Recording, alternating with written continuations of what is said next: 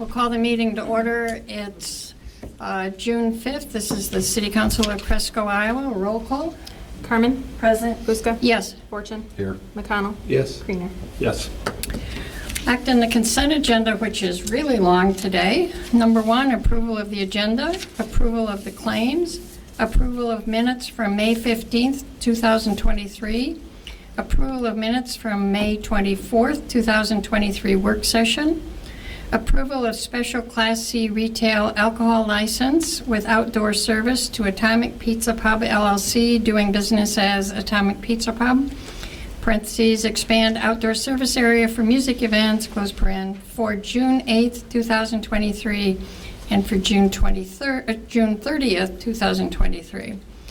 Number 6, approval of street closing for portions of 2nd Avenue West, parking spaces and sidewalk for Stephen Stone, Atomic Pizza Pub to A, expand the patio for a music event on June 8th, 2023, B, expand the patio for a music event on June 30th, 2023, C, expand the patio for a music event on July 13th, 2023, and D, expand the patio for a music event on August 10th, 2023. Number 7, approval of application for tax abatement under the Urban Revitalization Plan for Chad Nelson and Marcia Headington.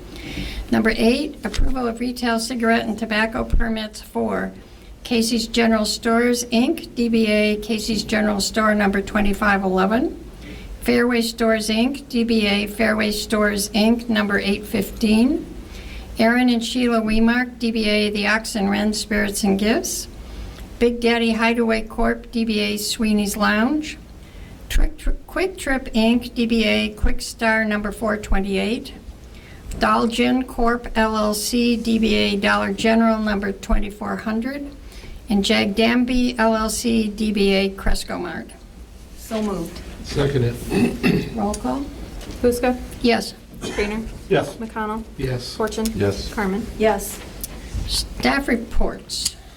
Okay, so I know Michelle sent out an email last week about the projects that we have going on, but we had both of our pre-constructions meetings. And for the downtown project, they are planning to start July 5th, and they will start in front of the courthouse. And from there, they will do the block from CUSB to Hometown Accounting. And then they'll jump north and do the McGuire's to the county store. Then they're going to jump back to the south side and do the east one. So they'll go back to Murphy Cohen Smith, do Atomic Pizza, and then Leuthold's and Bill Myers will be the last block in there.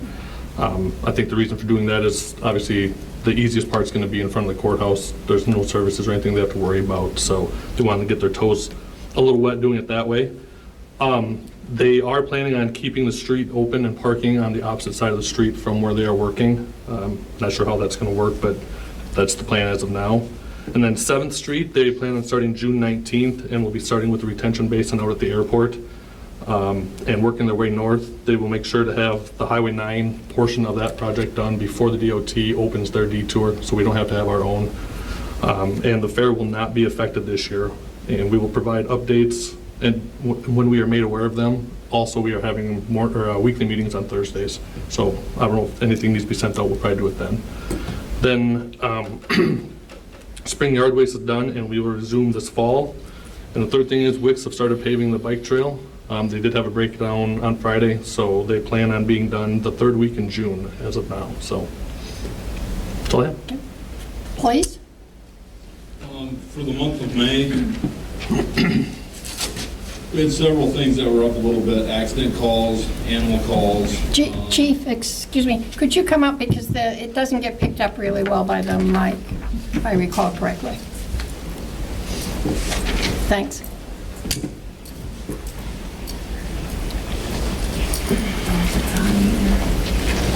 All right, so for the month of May, we had some calls that were up. We had accident calls, animal calls, sexual assault and assault calls, harassment calls.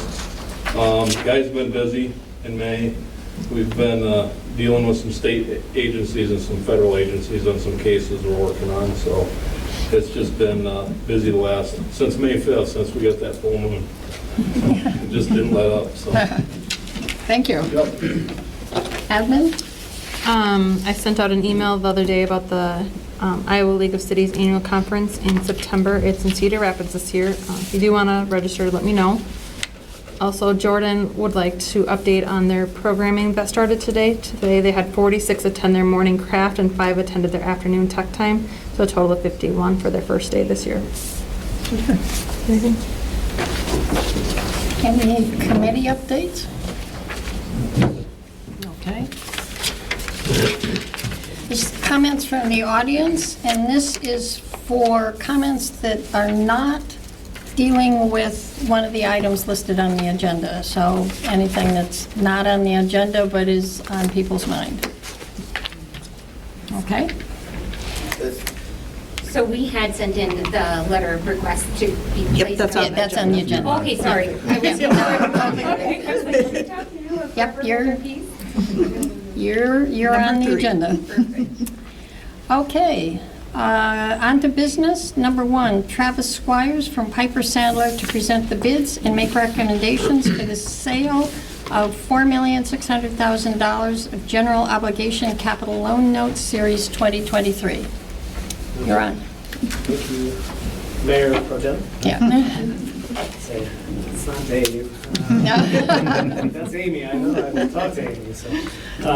So thanks, council, for taking the time to review this. I hope to be very brief, but if you have questions, then slow me down.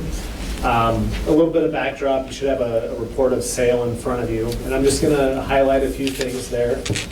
One, over the last month or so, the city went through the bond rating process again. Your rating was affirmed at A+, which was a great result. I'd say your staff did a really good job on the call representing the city. Rating agency was complimentary of your guys' process, and I would argue that your planning process rivals a lot of larger communities that we work with. You do a great job of getting monthly financial reports, of having an ongoing capital improvement plan. So all I'm saying there is keep up the good work. That certainly helps when you're accessing the market, when you're selling bonds, that you guys have maintained a strong bond rating. So you had that A+ rating from S&P. In terms of today's sale, so prior to 11 a.m., we were receiving bids from underwriting firms across the country. So you had 6 bids. So the way this works is you typically see like larger regional investment banks bid. It's not very common to see when you go through this, what I'll call competitive bid process, to see the local banks submit directly, although I would anticipate that they're probably involved in talking with one or more of these accounts that submitted bids. So we'll know more as it shakes out if they were actually bought any bonds from any of these underwriting firms. But it was a competitive process. You had 4 bids, and they're ranked by this metric called true interest rate. So it's basically a combination of an average rate of how much rate is going to be paid and how much fee goes to the underwriting firm who's bidding.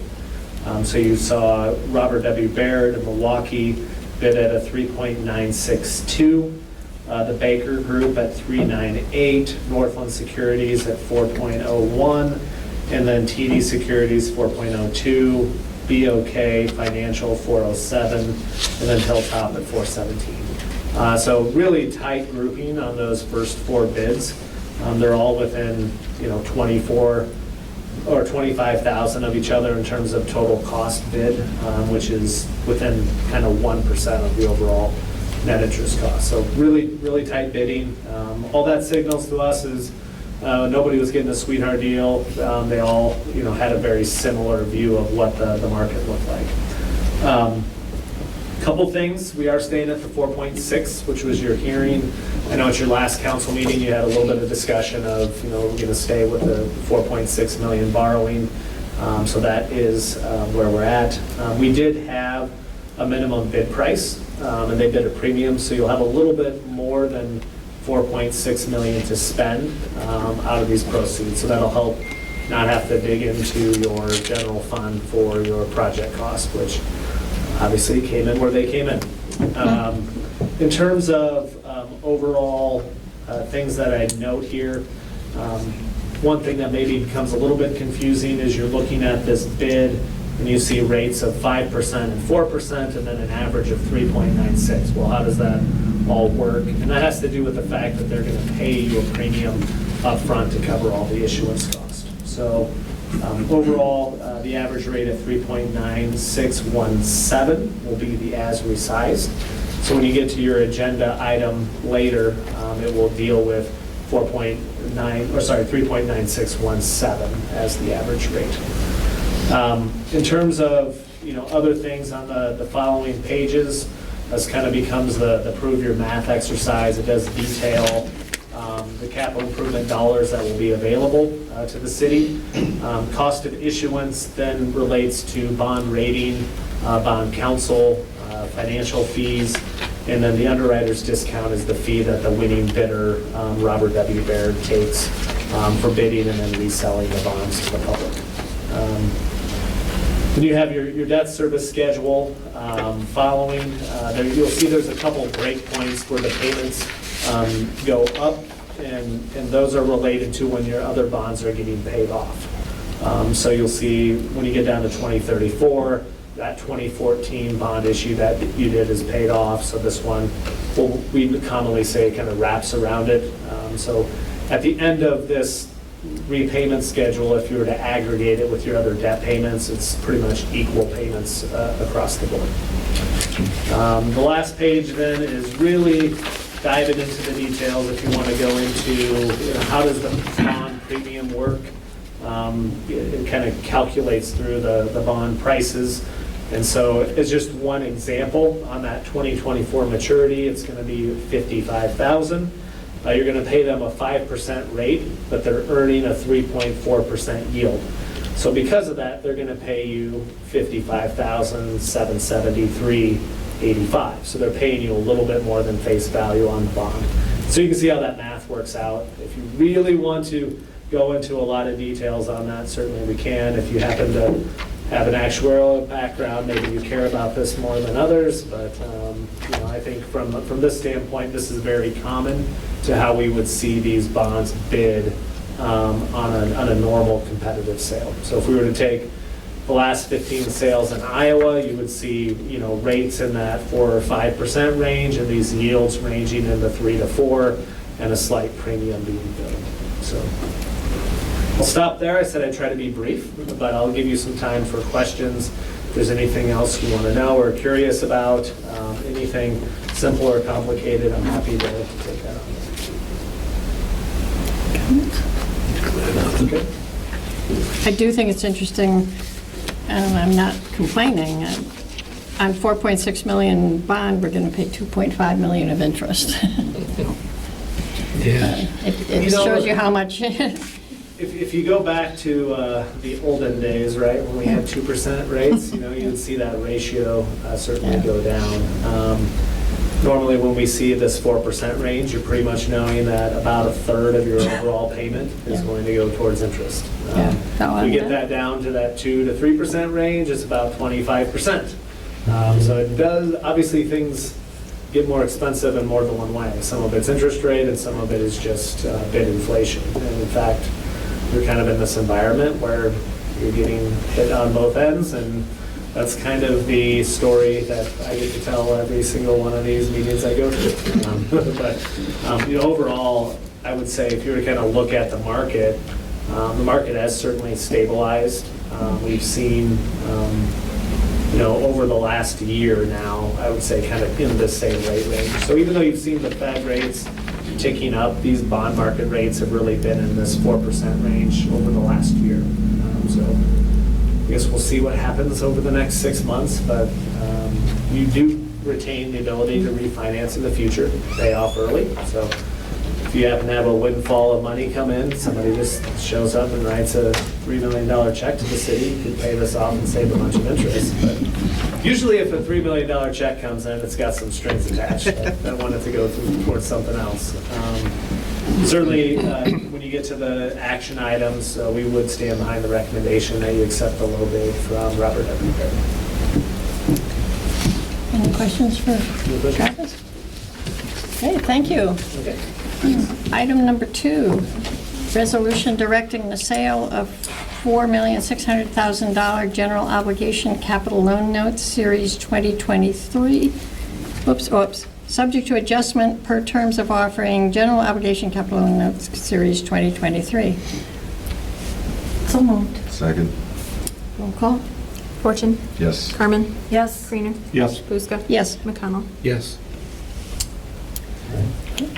Well, thank you. Thank you Appreciate for all your work. Thank you, and, obviously, over the years, we've appreciated that opportunity, and, if you guys have questions in the interim, I know we've done some talking back and forth on water sewer rates and doing those studies, so whenever you get to that point, we're happy to do those. It's just kind of included in our services that we provide for you, so there's nothing extra to just look at those. So if you guys have anything in the interim, just let us know. Thank you. Item 3, Amy Bowman to request change in acceptable dates for display fireworks and possible approval of application for permit for supervised display of fireworks. Yeah, I might not be able to see over this curtain, but.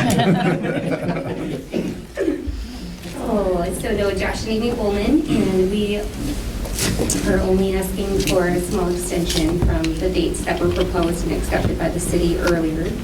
And reason behind it is each year we do try to do all the right things, and you'll have seen in our letter as well, we have adequate insurance liability, apply for the permit, we make sure that we go around to all the neighbors and let them know and invite them, of course, of when and where it will all be. That way, if they have pets, we have pets, and would appreciate that too in that respect. For that type of thing. And then, Cresco doesn't really have a formal 4th of July show, so each year we put this on, and we end up hearing quite a few honking horns from the gravel roadsides or the roadsides, and people throughout the year do thank us for putting it on because they can simply sit on their porch and watch a big old fireworks show. In addition, the fellow that does these for us happens to be licensed in pyrotechnics and has all of his permits in that as well. So safety is of utmost importance. We shoot them off from Tim Walton's field actually, so they're not near any structures and or people. And with Tim Sweska being licensed, they are on the ground with the fireworks, with water packs and things like that to make sure if there is a little fire that starts, they're putting it out right away. And so this will be our 4th year of doing this, and everybody enjoys them, it seems, and we just hope that you'll take some reconsideration on the one day following the 4th. And we do make sure the police department, the fire department, they're all knowledgeable of our fireworks every year. And there are some police and fire department members at the party as well, so there's plenty of safety going on. But. And I mean, it's a huge thing we based our party around children, and during the day it's bouncy houses, water slides, stuff like that, and it's just a big thing. Cresco doesn't offer anything for the 4th of July anymore for many years, and we spend $5,000 to $6,000 on the fireworks, which are at cost. My friend that does them, he said it'd probably he'd charge out $20,000 to $25,000 for a show for somebody like this. So I feel we're doing a benefit to the city of Cresco. That's what we have. I realize there's a lot of it is everybody's popping off fireworks all through the month of July, and unfortunately, I don't believe this is going to stop them. It will stop us, but beyond that, it's only going to stop the people that, abide by the rules and everything like that. There's how many permits do you guys get a year, and how many of those people are getting complaints on? It's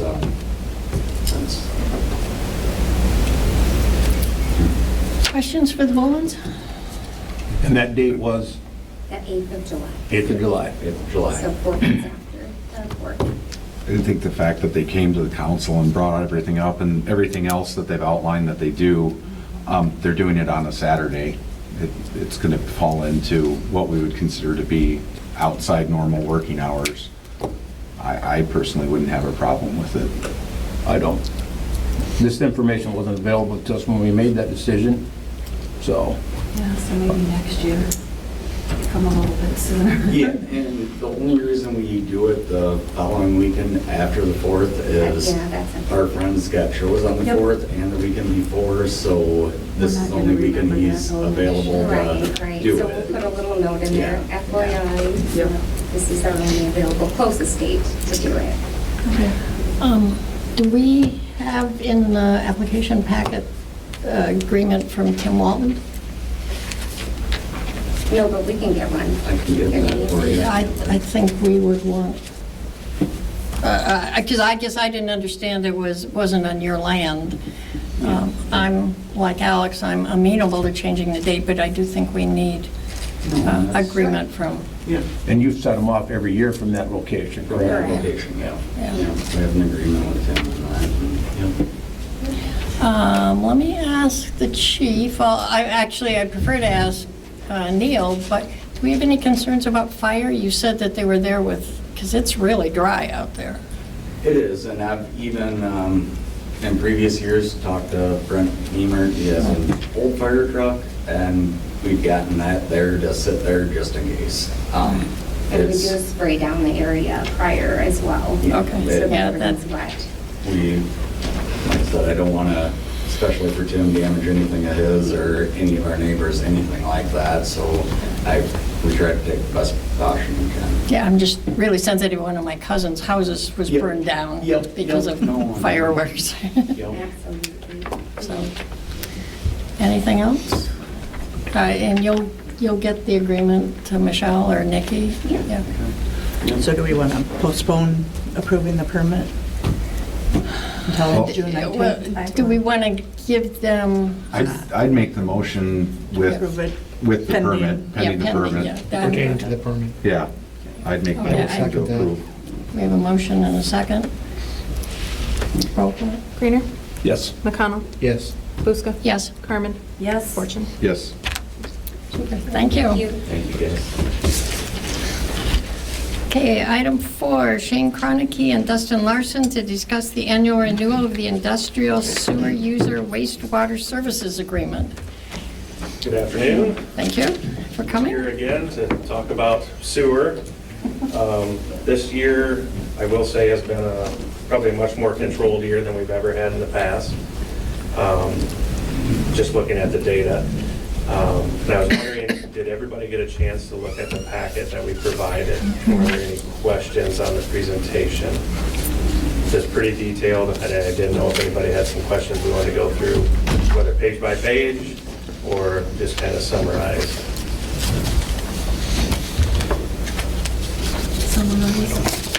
Okay. So if there are no questions, I will run through just a few of the options. I was a little disappointed. I did email the mayor and got no response. I was asking for a few details and maybe to meet before this meeting, but I didn't get any response from him at all. But I did meet with Nate and Mike and Michelle. We met, gosh, I don't know, 3-4 weeks ago, I suppose already. It's been a while. And we went through a few things. We went through kind of 2023, 2022, how the fall went. Since we exited the business that was causing issues with the sewer, kind of what went on over the fall and then into the spring, and just kind of went over all the sewer violations throughout the year. Last year was the big change in the industrial agreement, and, most of the language in there looks pretty good, but we are asking, I guess, or requesting a few changes. Just kind of as we've learned things throughout the year, we worked with the DNR, we've worked with a couple other engineers, just on some numbers, and we're just asking for a little bit of reasonableness, I guess, on some of the violations. A few of the things kind of spelled out here, which thank you for Michelle for putting that together, it kind of summarized everything nicely. One of the things on the pH penalty we're looking for was just, a possible reduction on that $2,000 per violation lasting more than 15 minutes. Sometimes swinging a pH from 10.5 to 10 or 9, 10 to 9.5 can take more than 15 minutes, depending on the volume of water that you're pushing through. We did set up a whole pre-treatment system in the plant that it is automated, but you know how automation works. It works great when it works, and sometimes they break down. We did have a few instances throughout the year where we did have the machine break down, or we had a pH probe go bad. We had a weekend where we weren't working, where the acid tote ran out. So there were some violations.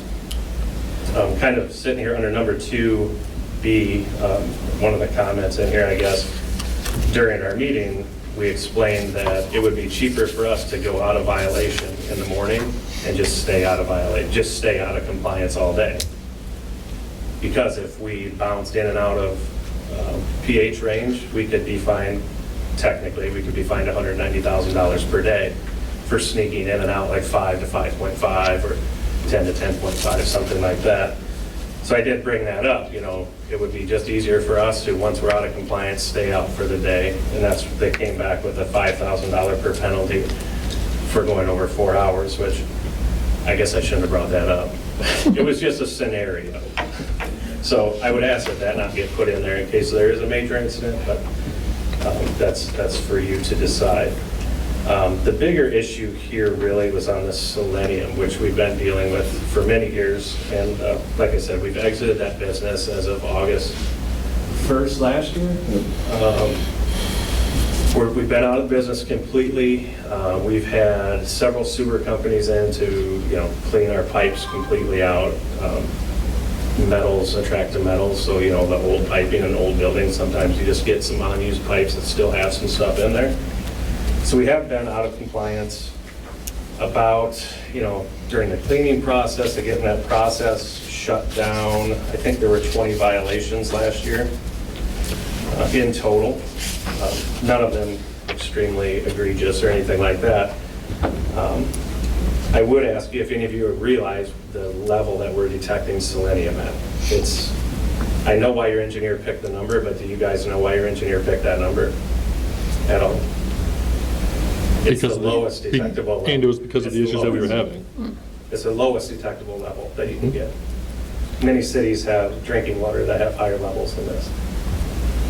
So it's not that we're putting any more selenium in the drain, we're just asking for something higher than detectable. And that's for them reasons being, if something flakes off a piece of pipe, something like that, we could be over 0.004 milligrams per liter. If we discharge 0.004 milligrams per liter every single day at 20,000 gallons a day, you'd have something like 0.01 pounds of selenium per year hit the sewer plant, which is well below your acceptable level to discharge. All we're asking for is 0.011, which just covers the standard deviation of the actual sample, or the test method. So we work with Keystone Labs, the same lab you guys work with. We send a test in every day. We did 300 tests last year so far since August 1st. Your tests don't match our tests. They run the exact same sample of water we give you. They run that. We get terribly different answers. Some that would put us in violation, some that would put us out of violation. We sent Keystone Labs a sample and asked them to break it into 5 pieces and run them individually. And as in your packet, you can see they are extremely different because it's at the lowest level detectable, and samples are made to be accurate at the lowest level detectable. So I'm just asking that we just raise that up a little bit, and I don't foresee us having any issues as we're not running this product and haven't since August 1st of last year. We did do everything we could to help abate any of the situations that came about. We purchased the lime, we offered the labor, had the labor, rented the equipment, and helped that sewer situation out so Nate and Mike could get that pumped out and done with, be in accordance with the DNR the entire time. So I'm just asking for some room on that for the most part. Anything else in here? I mean, I really didn't have too much more to discuss. Everything else, Michelle, I mean, we kind of agreed to most of the language we talked about.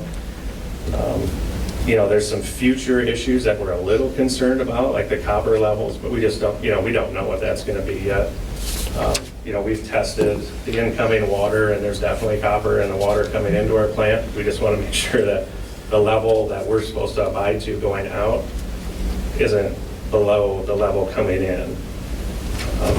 And we're collecting data. I mean, we've got all kinds of data available from the water testing we do. We want to be a good partner with the city. We want to, remain a viable business at the same time. And with the number of violations and the levels that we're at, it's becoming harder and harder to become a viable business in Cresco, Iowa. So we're just asking for a little bit of room and seeing if you guys can help us out on those couple of limits there. Mike, do you have any comments? I guess we've kind of already discussed it. So my stance, I guess, is in this sheet that Michelle put. How is it possible that we can take 2 samples from the same spot, send them to Keystone, and get 5 different results? Is there anybody else that tests water? We already know the selenium is heavy, so if it would happen to be just a little bit in there and you took a little bit of clear water off the top, anything can happen. We've already learned all we need to know about this. We know it just accumulates and is cumulative. And that's why we sent the 1 sample to Keystone to divide up themselves. We didn't want it to be our sampling error. Here's 5 vials, test these. We sent it to the lab, test it the way, they're an accredited lab. And their answer came back, you're testing at the lowest level detectable. It's not accurate. Well, there must be a reason that they do it, though, that they use that standard. There's a much more expensive way we can test. I mean, it's really expensive, but you can get accurate data that way. But this is the hygienic lab standard. I mean, I think that's what everybody uses for metals. It's just a super low limit. I mean, your engineer picked detectable for a reason. You made the comment that certain cities have water levels of selenium higher than what we're testing at right now. How can that be? You certainly get into southern Iowa and selenium is an issue in the water. I'm not saying here. I haven't seen, I guess, this heavy metal results for here. It's not present in our Here, Any other comments or questions?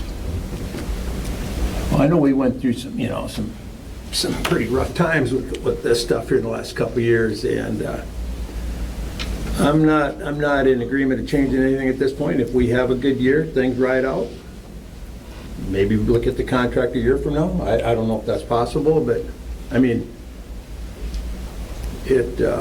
no, obviously nobody wants business to leave town. Everybody needs to make a profit, but at the same time, we got a resource out there that needs to be protected. And I would think about the replacement costs on a sewer. I mean, just look what we went through trying to get it cleaned out last year. So. Yeah, we spent a considerable amount of money. Yes. So did we. I mean, I'd be the same thing. I mean, a couple months of everything looking good, that isn't good for me. You got to go a year at least. I mean, I don't think we've had anything detectable since the first of the year. Well, I mean, we're only been 5 months. I'm not sure. Yeah, I didn't bring that up. I'm just asking for a level of reasonableness. I mean, we can, even if we leave what if we leave the measurement the same, but we change the fine structure?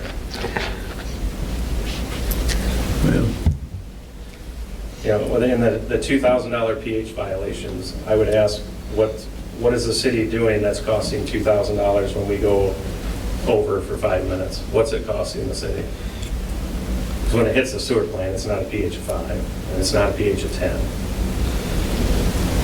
And we got a pretty tight range here. That $2,000, any of the cities we work with is $200 a day if we go out. Well, I think what alarms me, I mean, by your own statement, over one weekend you ran out of an acid or whatever you're injecting in there? Yeah. How can that be?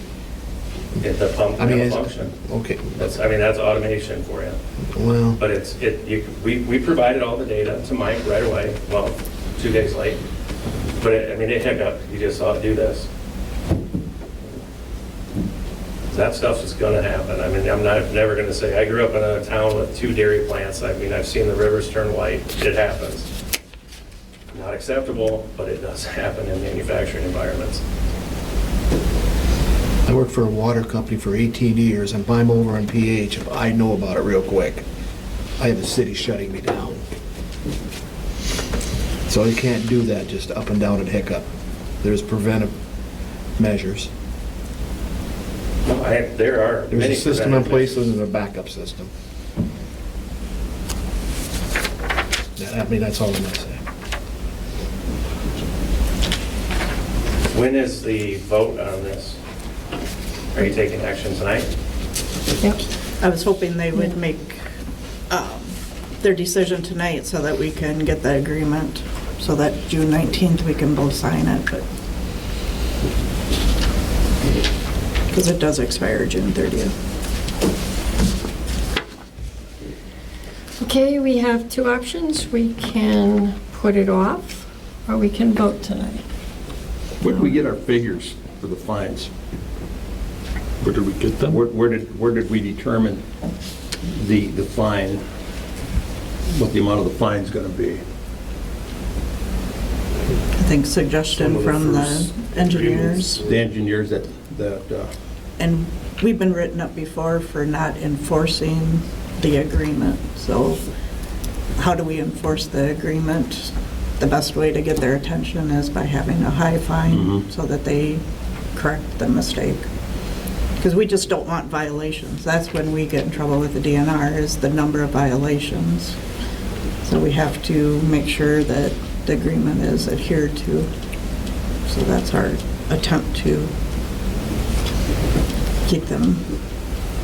Is that so there's a history that got us to this point. Absolutely. And we understand that. Us exiting that business cost us 1/3 of our business. And, that's on us. But it was something we had to do because we couldn't, for us to treat the waste, we tried working with the city of Cedar Rapids because where this product comes from is made in Cedar Rapids. And, obviously they have much more room to spread out their waste and stuff like that. But to put a pre-treatment in for it would have been $10 million, or plus. It's just getting that metal out super expensive to send it out at that low level. So, we had to exit the business. And once it's there, there's no getting rid of it, correct? There's your answer. Well, Your plant should be basically rid of it. We did get our storage emptied, so we still have about 400,000 gallons in the basins yet. We got 1 cleaned.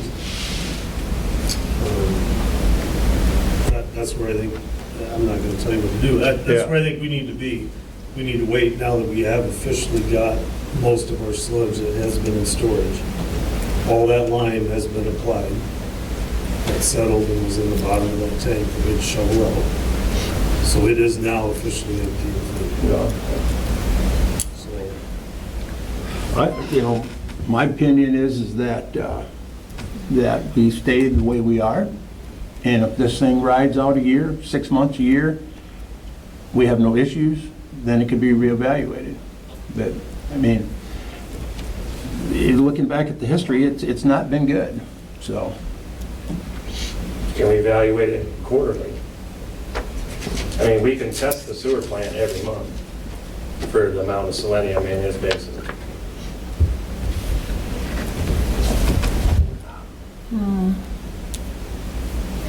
It's not expensive. Yeah, I don't maybe object to more the work testing, on I it. object to writing a contract for a quarter as opposed to a year. But if you've discontinued it, it shouldn't be an issue. Yeah. Right. So it shouldn't matter what the violation is, we could drop that number down. If it So we should could be leave it an up, issue. and it shouldn't matter either, if there's no Yeah, you can argue violations. both ways. so. Yeah, I mean, if you're not, don't have it anymore, what's the issue? It's never going to be out of the pipes in that building. I mean, we're replacing pipes as we go, is what we're doing now, but it's, All the pipes in the city of Cresco are older than that. yeah, it might be. I mean, it's way more, it would be more concentrated here, but yeah. But isn't it true, once selenium's in the ground, it's there, It's a metal, yeah, it comes from the Yeah. ground. Yeah. I mean, that's where it comes from. so. That's- Yeah, I'm thinking we leave it. That's unfortunate. It's going to be tough on our business. It shouldn't be an issue if you don't make it the product. Well, I mean, this whole process has been tough on our business, but it's unfortunate. I mean, and we're not willing to move on the pH violations. What drives pH? What, Sanitization of our tanks. So when we'll get a truck in, we sanitize the tank, we use a caustic or an acid, so it goes up and it comes down. We neutralize it in the tank to the best of our abilities, pump it to another tank, and then it gets to the sewer. So if something goes out of whack, we have too much flow or too little flow often causes us to have pH issues. Or if we're drying a powder that may have a low pH, then we do a cleanup. We get low pH powder in the sewer, but there again, we take it to a high solids tank, try to treat it the best we can before we discharge it. And we've got a gate that reads, if the pH is out of whack, we shut the gate, we treat it, and we flush it out once it's all treated. how does pH affect our sewer system, Mike? So the acidic at the plant would be detrimental to the bugs, The bacteria that's in the, both ways. Piping too. High pH would do the same thing, corrosive to the pipes, to the concrete. I guess more appropriately is they're a stone throw away from the lift station, which is the bigger issue. So you don't have a lot of dilution.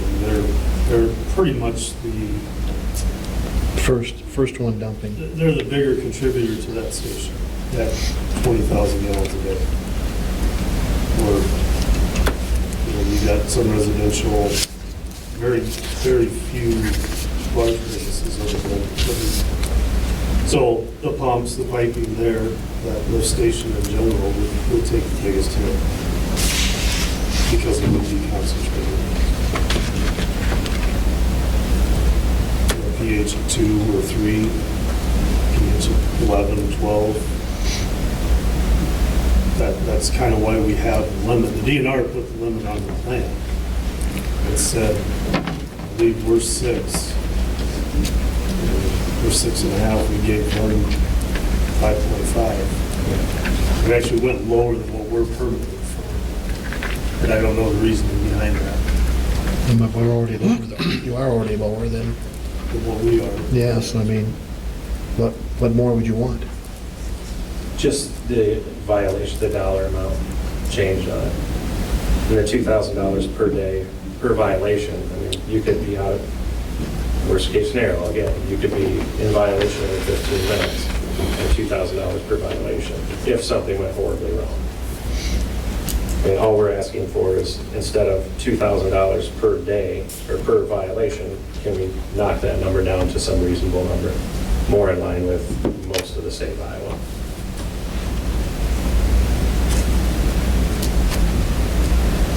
when we have to replace bacteria, we have to resource that from another. Yeah, I usually reach out to Decorah, because it's happened before. Last summer, didn't we have an issue with that? We didn't have to be reseeded, but usually we can get some sludge from Decorah.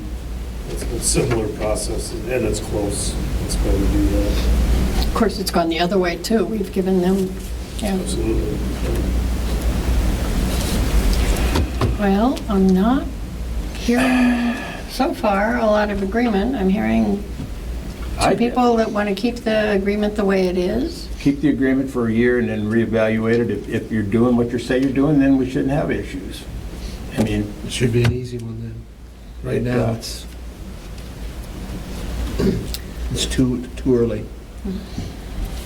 Past history It's going is- to hinder our ability to bring new business here, I know that. That's going to be unfortunate. So are you voting on it tonight then? What's going to hinder you bringing new business? These limits, not so much the limits, but like the violations, just, this is a very one-sided contract, the most one-sided contract I've ever read.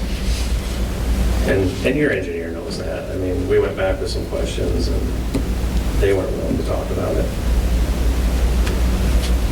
But if these are going to hinder new business then coming in, that's exactly why we put them in there. We don't need more selenium.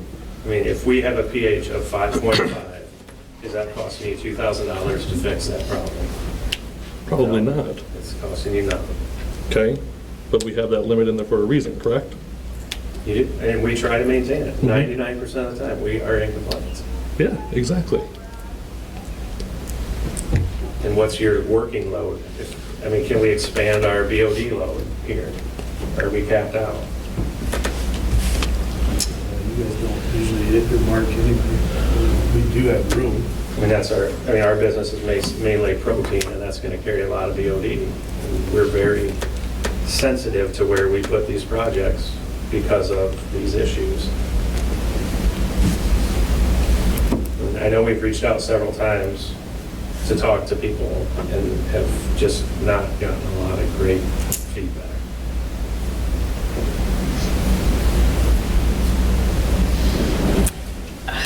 Unfortunately, I really worry about the phosphorus thing because you're naming Avika as the only industrial contributor to phosphorus in this town. No, you're the only Industrial customer subject to an industrial agreement. It doesn't say you're the only contributor. user. But if phosphorus is found out there, you're coming for us. And that's the way it Based on reads. your test from out of your facility, absolutely. Yeah, You but wouldn't what go happens if somewhere it else. comes from somewhere else? That won't show up in your test, though.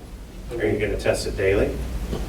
Well, you test currently for it. Yeah, every day we say, yeah, you get phosphorus. But this reduction plan, the way it reads I is... didn't write that. No, I know you It's didn't. DNR. I'm just really concerned about it. that So are we. reduction. So are we. Yeah, I mean, it's not $15 million our sewer plan. plant's not gonna come cheap either, so absolutely concerns all around. I mean, you said You gotta that stay in 99% of the time you're in. If you can continue this for a year, then this won't be an issue. But you haven't proved you've done it 99% of the time. I mean, past Just give history you is the what, data from past the first history is year. limited. I absolutely understand. Okay? because you had 3 or 4 pH issues. And what you're bringing up is you don't object to the $500 fines, No. but the $4,500 fine is the one that you think is excessive.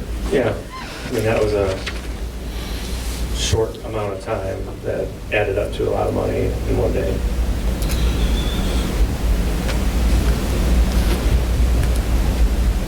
$12, wasn't it? Yeah, 8 or 12, something like that. Yeah, 8 hours.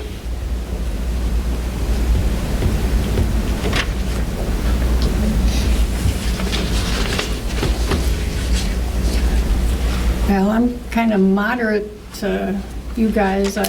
I'm not moving on the selenium, but just because our experience has been so bad with that, I guess I'd be open to discussing the pH. But where are you guys? If We gotta either go need, in- we either need a motion to put it through the way it is, or not, in which case it'll come up next time. Well, the thing on the pH, the one I'm not want to move on is the pH, because I think it's low already. 5.5, Oh, no, I not don't the wanna- I amount, don't wanna but move the, limit. but the, It's just the violation. yeah, but, the amount of the fine. yeah. That's the way it's written without the red. No, the limit is pretty much in line. We have a little more span than one of our towns, but pretty much in line with everybody else. $500? If it's 5 to 15 minutes, and then 2,000 if it's more than 15 consecutive minutes.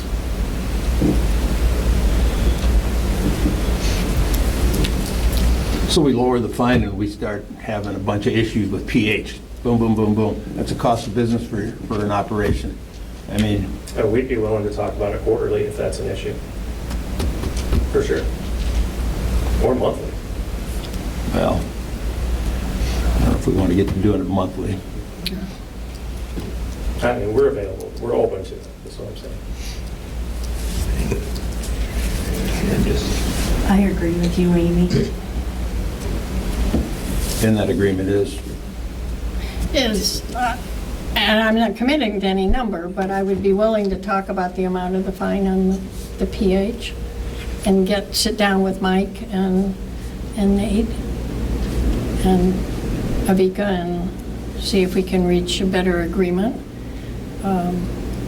Because, I mean, I really sympathize with Mike. You know, he's got a tough job out there. I probably would be willing to look at the amount of the fines, but I'm not moving any levels. Yeah. Not Yeah. a lot of them. pH, we're not asking for anything. So you're We saying, really- we can't anyway, that's Yeah. not a permit with the DNR. So Yeah, that- so I mean, that limit can't but it is change. alarming when I'm looking at this pH overflow tank, pH overflow tank. What the heck is going on? Okay? it's part of our system, yeah, it's. Well, it's then being you need to updated fix your system. continuously. Yeah, it's. Because you would have updated. more than I've ever had in 5 years. Yeah, I mean, we process different stuff every day, and everything acts different, so it reacts different. So there's overflow meters on the tanks. You know it and I know I that. understand.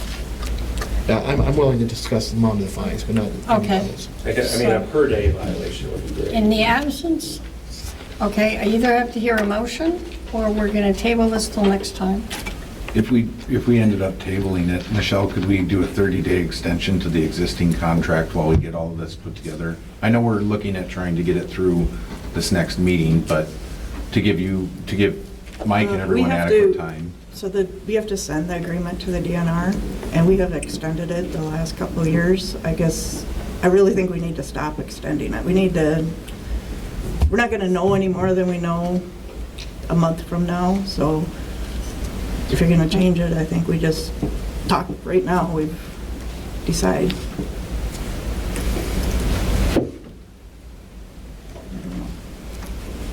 Yeah, she's right. We need to move on it. Just don't see any benefit.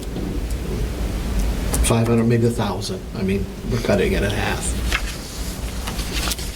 Would you be willing to listen to that? Yeah, absolutely. What about you guys? Gary? debating it. Jan? Alex? I personally would like to see something in there that declares, so that, like he said, they could run all day if they went over and then they just run all day. I'd like to see something that safeguards the city from that. Which And we would never do that. I mean, it's. No, like, but it would cost us money to do. obviously, we've dealt with contracts with loopholes or situations like this where something isn't spelled out and it bites us in the heels, and I think we need to address that, because if not, it could potentially sway, it's not fair to them to charge them if they were over for 5 minutes and it was a minor overage, but at the same point in time, the city needs to have a safeguard in place too. Right, I mean, if you're going on a half hour, you need to be shutting down. Absolutely. I mean, there's an upset condition at that point. We had suggested a $5,000 per hour for violations lasting more than 4 hours. Would 4 hours give you enough time to get in there It and should get be something enough to fixed? react. I mean, our problem right now, our only issue right now is when our boilers cycle on the weekends, so we don't have staff on the weekends anymore. So we're trying to get a workaround on that, and right now it's working, but that's where we see some of those hiccups kind of touch on the weekends. They'll touch that high pH when the boiler cycles and they come back down. We're working on that. But I mean, could we do less than 5,000 on that one? I would do 1,000 and 2,000. 1,000 and 2,500. Yeah. I was gonna say too. Is that a motion? I'll make that motion. I'll second it. Roll call? Carmen? Yes. Buska? Yes. Fortune? Yes. McConnell? Yes. Creener? No.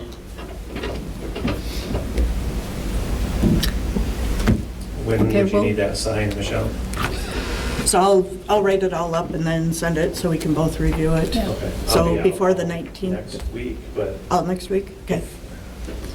Yeah. Which, yeah, that would be okay, because we can do it the following week, right? yeah, I'll be back on the 19th. So, So, yeah, if you want to just shoot it, get it in my email box whenever, and as soon as I can, I'll scan it back to you, and then bring the original. yep. That works. All right, thanks for your time. Yep, thank you. Number 5, resolution approving the contract and bond for the 7th Street West reconstruction. I'll make that motion. Second. Buska? Yes. Creener? Yes. McConnell? Yes. Fortune? Yes. Carmen? Yes. Number 6, resolution naming depositories. So So moved. exciting. Yeah, second. Fortune? Yes. Carmen? Yes. Creener? Yes. Buska? Yes. McConnell? Yes. 7, set public hearing for budget amendment number 3 for fiscal year ending June 30th, 2023. That will be June 19th. 6/19 at 5:30. Is that a motion, Jen? Yeah. Second. Is that you or? Yeah, whoever. Okay. Me or Rich. McConnell? Yes. Fortune? Yes. Carmen? Yes. Creener? Yes. Buska? Yes. Number 8, resolution authorizing transfer of lost funds to the 7th Street West Reconstruction Project Fund. So moved. Second. Creener? Yes. McConnell? Yes. Buska? Yes. Carmen? Yes. Fortune? Yes. Now we get the tough one. Number 9, motion to reschedule the July 3rd, 2023 council meeting date and possibly the July 17th meeting date. So it was originally suggested that we move to that Wednesday, July 5th. But that week is going to be really tough for us with fiscal year end, the regular month end. We have payroll that week with a holiday in there. We are, since there's 5 Mondays in July, you were wondering if possibly we could go the 2nd and the 4th Mondays in July, Be the 10th and 10th and the 24th. And then, because there was going to be a 3-week lull anyways. So That works for that you? way, You guys are we would get that set you up? 3-week in the holiday if that would help, or that would help us a lot if it would work for the council. Fine with me? Fine with me. Make the motion. Second. So that would be the 2nd and 4th. Yeah, the July 10th and 24th. Carmen? Yes. Buska? Yes. Fortune? Yes. McConnell? Yes. Creener? Yes. Number 10, possible motion to close City Hall on Monday, July 3rd, 2023 for year-end processing. And I would withdraw that request if I don't have to get ready for the council meeting on Okay. Wednesday, so Okay? we'll stay open. Number 11, discuss the expiration of the IEDA Community Catalyst and Remediation Grant for the Vernon Springs Brewing Company LLC and possible request for extension. Is that why Jason's here? If you want me. You can't just Come on come to down, say hello. I can say hello.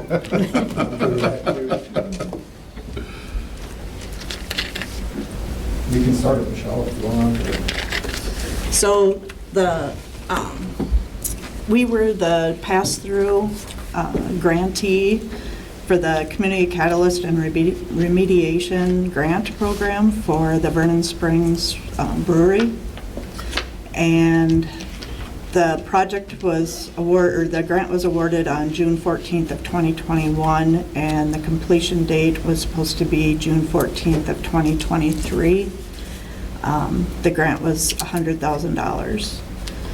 So since June 14th is next week, we think that we probably have to do some paperwork. So I guess the biggest question is whether you think the project will go through, or I think it probably, they're still going to work hard to make it happen, with or without the $100,000. But when I talked to the state, they would give us an easy extension if the project was going, if we could start it and we could make a first draw. But we haven't been able to do that. So And why not? financial. Just haven't gotten financing to sign off on that yet. We've been extremely close, multiple times. Sitting at the doorstep, I would say, but just haven't been able to pull that trigger. If we could make that happen immediately. Murphy's Law says that we'll go ahead and give notice to the state of Iowa on the 15th. They'll get their okay from the bank. I'm fully expecting that. But when I've talked to Jim, he said if we could make this happen before the deadline, where we could do the initial 60,000 draw and transfer that, he goes, we'll extend it for 6 months, no problem. We do that all the time. But it's a little different when we haven't done anything. So I've talked to the Gooders this morning, made them aware of that. They know this all along. The bank knows this all along. Like I said, they're not going to stop. We're still going to keep pushing this forward, but I think we're probably going to have to let them know.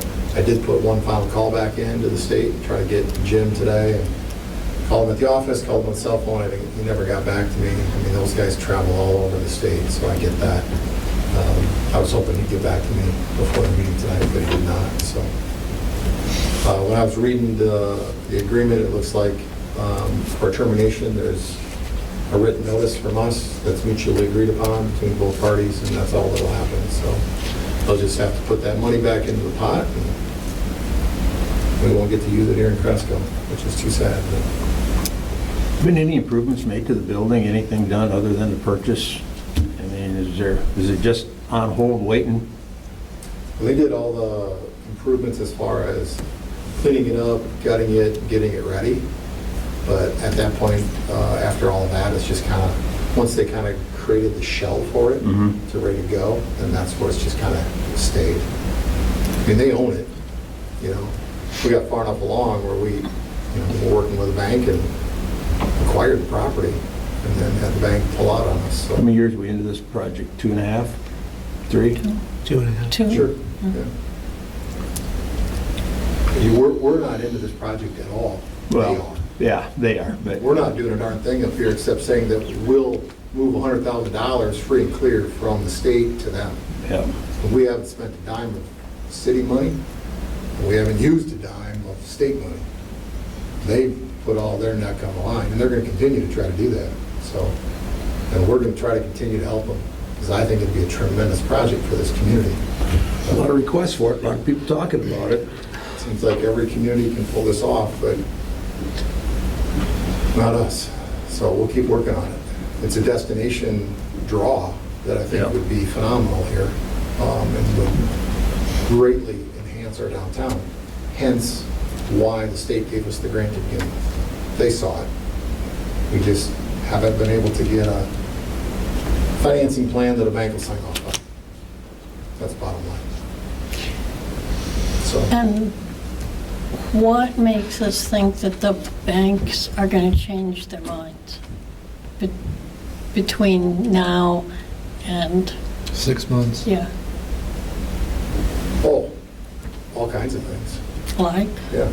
I mean, they are continuously redoing estimates, cutting back out of their plan that they can do here, saving money here, finding different options here. Or they get a private investor to come in. They haven't done that yet. So they haven't wanted to partner with an outside individual to share that load and therefore relieve or share the load, but also share the Wealth. Thank you. Well, I mean, part of what I kind of don't understand, Jason, is if they're going to establish a brewery here, I would think they would go out and get a product, or even have somebody else start it for them, so that way when they're ready, they'd be able to do theirs right here, right away. Because otherwise, when you're starting your own product right off the bat, it takes a while to get it going. So, I mean, that's kind of one of the things I'm looking at, why wouldn't they try to do something like that? You mean Get their do brand. it out of their garage and, yeah. Yeah, They or don't somebody wanna- do They it don't for them. want to do a little home brew kind of stuff. That's not the way. No, I mean, somebody co-packing it for them or doing it for them.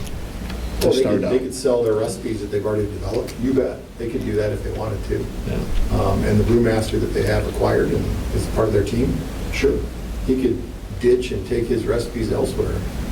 Well, I'm not He saying hasn't, that, he hasn't but I mean- decided to do that yet, and he's still trying to work with them, which, to be honest with you, that's been amazing. I mean, because 2 years in, and he's still sticking right with them, so that's been a godsend. They're nowhere without that. Yeah. Bottom line, guys, is Michelle put it on here, just letting you know, we're probably gonna have to give a letter to the state of Iowa. It'll come off your docket, and if it happens, it'll happen without 100K free and will, free and clear. I'd hate to see us lose 100K though. It's tough, but So what do we have to do if we want to extend it? I don't know that we have a choice. I don't know that we'll be able to. Yeah. If there was a way, I'll ask Jim again, but when I talked to him last time, he was like, I will extend this for you in a heartbeat. Just get me the first draw.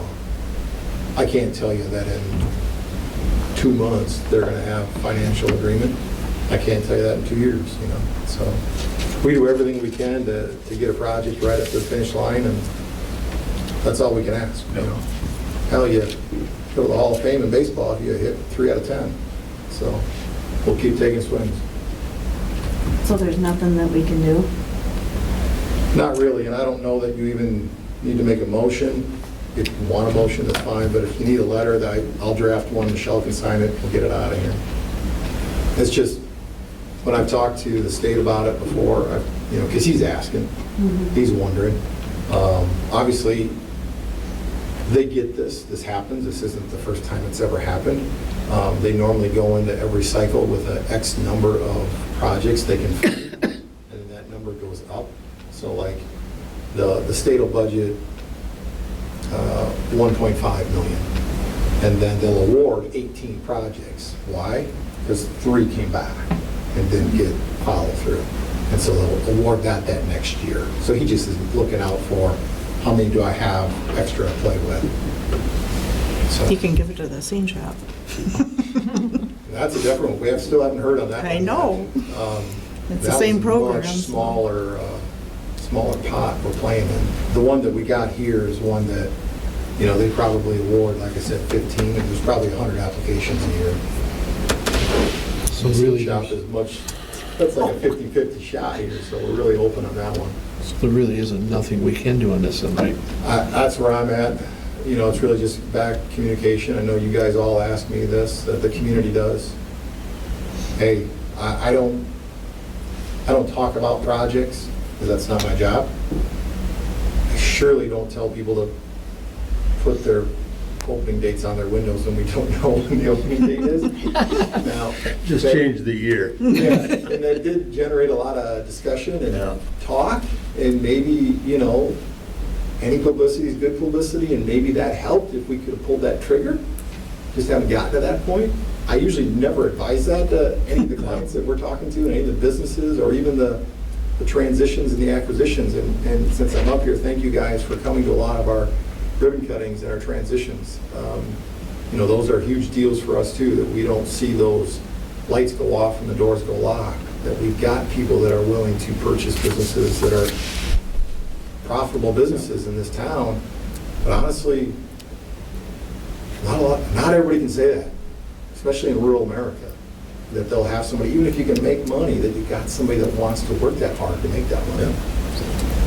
And we got more that are available, yes, I know that too.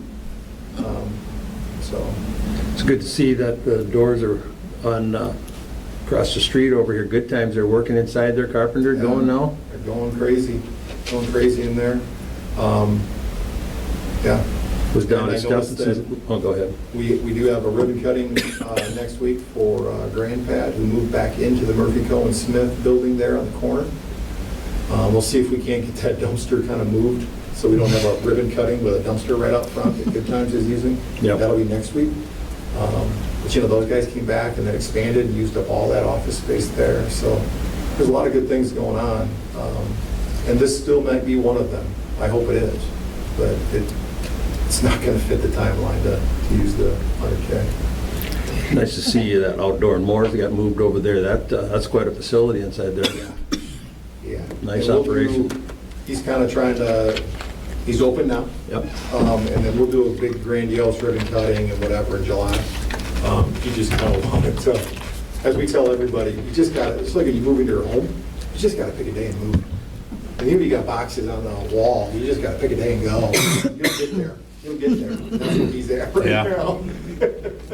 Okay, anything else for Jason? Thanks for the Thanks, update, Jason. Jason. Thank you. Number 12, review the comprehensive plan and discuss possible update. Definitely needs update. So I did reach out to Upper Explorer Land just to find out an estimated cost and timeline if we were to update our comprehensive plan.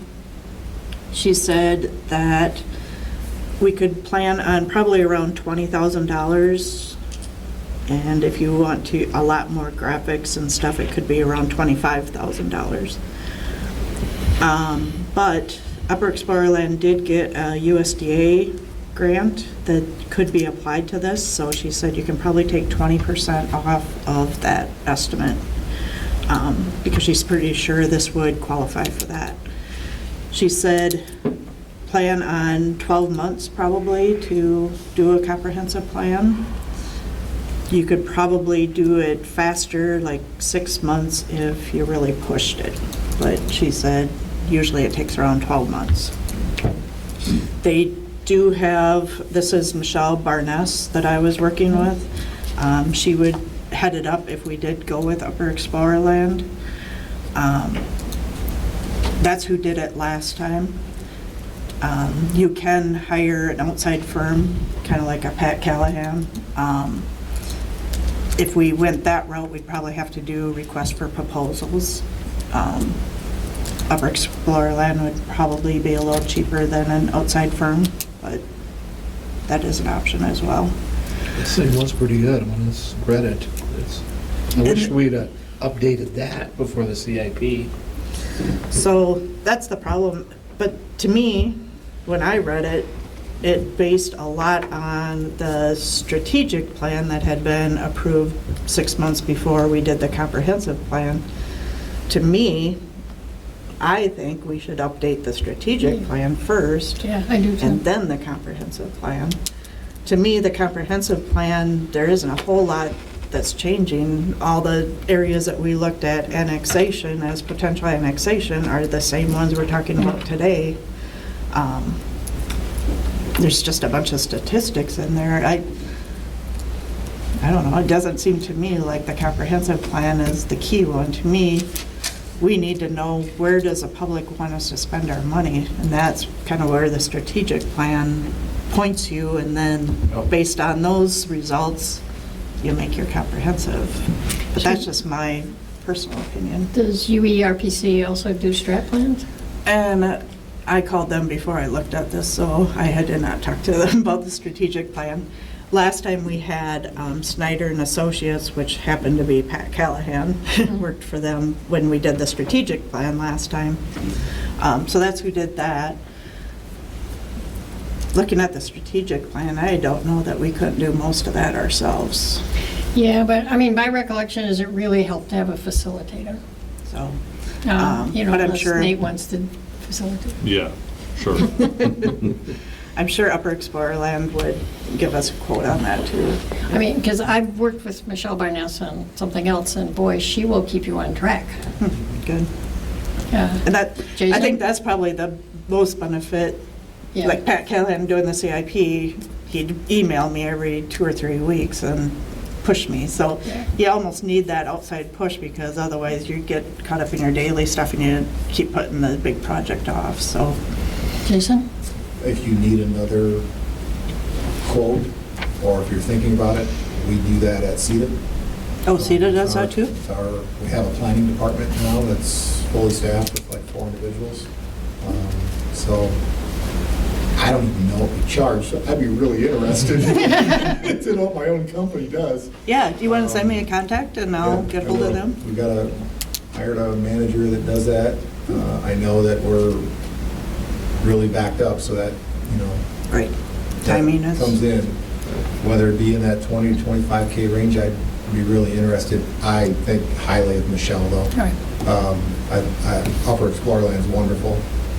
And to your point, if you haven't seen exterior development, I mean, the biggest thing that you need to use that comp plan for is when you make changes in zoning, it needs to adhere to your comp plan. So when your Planning and Zoning Commission does something for rezoning, it needs to mirror that. If it doesn't, you need to fix that comp plan to do that. We haven't done enough to really change that. So I can't imagine there's a heck of a lot out there that changes it. So I'm with you too, and we're the same way on our strategic plan that we've utilized for Howard County. I mean, what's really changed in the last 4 or 5 years? It's the same issues.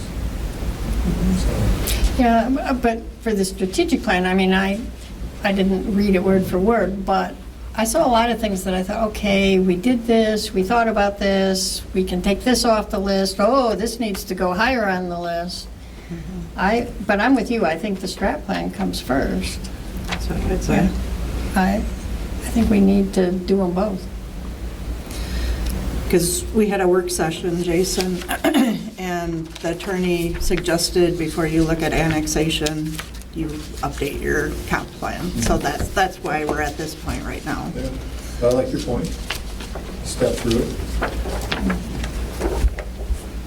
Yeah, and I really would not do it without a facilitator. It just removes, it puts pressure in one sense, but it removes pressure in the public meetings. And, they're trained to